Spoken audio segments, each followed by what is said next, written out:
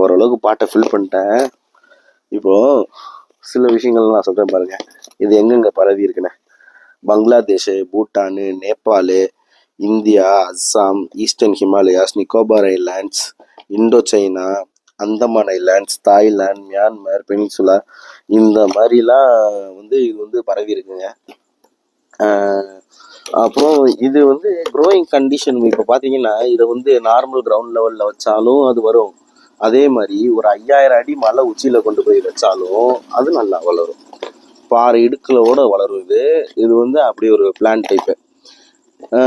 இது டெம்பரேச்சர் ஒரு 35 degree Celsius வரைக்கும் தாங்குங்க. அது நீங்கள் தாராளமாக 35 டிகிரி செல்சியஸ் வரைக்கும் வைக்கலாம். ஒருவேளை அதுக்கு மேலே டெம்பரேச்சர் ஏறுச்சுன்னா இதோட ஹைட் வளர்றது பாதிக்கும். அவ்வளோதானே வழிய மித்தபடி வரும்ல, கண்டிப்பாக வரும்.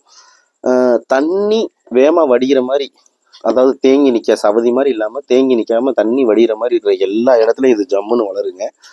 ஒரு கரெக்டான டெம்பரேச்சரும் சாயில் மட்டும் இருந்துச்சுன்னா இது பரவுறத கண்ட்ரோல் பண்ணவே முடியாது. அந்த அளவுக்கு ஒரு மோசமான வேங்க. பயங்கரமாக வளருவான், எல்லா இடத்துலையும் வருவான். சின்னதாக இருக்கிறப்ப உங்களுக்கு நிறைய நியூட்ரிஷன் தேவை, அதை மட்டும் கொடுத்தோன்னே ஜம்முன்னு வளருவான்.